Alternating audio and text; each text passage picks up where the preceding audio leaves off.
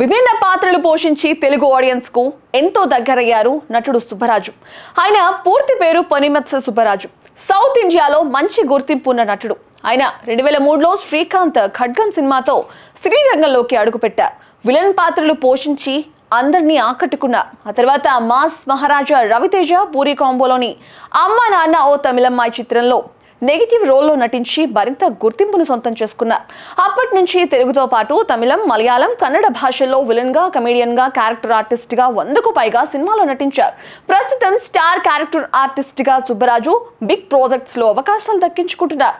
ఆర్య, పోకిరి, స్టాలిన్, యోగి, తులసి, బిల్లా, నమో వెంకటేశ, దూకుడు, ఇద్దరమ్మాయిలతో, మిర్చి, టెంపర్, శ్రీమంతుడు వంటి చిత్రాల్లో నటించి మెప్పించారు.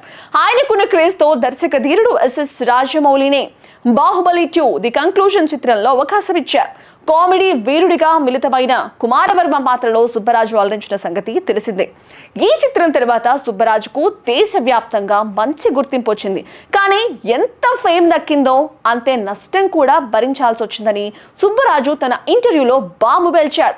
ఎస్ఎస్ రాజమౌళి బాహుబలి వల్ల తన కెరీర్లో చాలా కోల్పోవాల్సి వచ్చిందని చెప్పుకొచ్చారు. బాహుబలికి కమిట్ అయ్యాక తనకు ఆ టైంలో బ్లాక్ బస్టర్ చిత్రాల నుంచి మంచి రోల్స్ నటించే అవకాశం వచ్చిందన్నారు. ఎన్నో పెద్ద ప్రాజెక్ట్స్ నుంచి మంచి అవకాశాలు వచ్చినా బాహుబలికి ఒప్పుకోవడంతో ఆ చిత్రాలను మిస్ చేసుకోవాల్సి వచ్చిందన్నారు. కానీ ఆ చిత్రంతో ఎంతో ఫేమ్ వచ్చిందని తెలిపారు. ఇక ఎస్ఎస్ రాజమౌళి సినిమాలో నటించడం అంటే అంత ఈజీ కాదని కూడా వివరించారు. ఇలా త్యాగాలు కూడా చేయాల్సి వస్తుందని చెప్పారు. ఇక జక్కన్న పెద్ద హీరోలనే పర్ఫెక్షన్, బెస్ట్ అవుట్పుట్ కోసం ఎంతలా పిండేస్తారో తెలిసిందే. ఇక RRR సమయంలో జూనియర్ ఎన్టీఆర్, రామ్ చరణ్, రాజమౌళిపై చేసిన ఫన్నీ కామెంట్స్ వింటే జక్కన్న వర్క్ విషయంలో ఎంత ఖచ్చితత్వంగా ఉంటారో తెలుస్తోంది.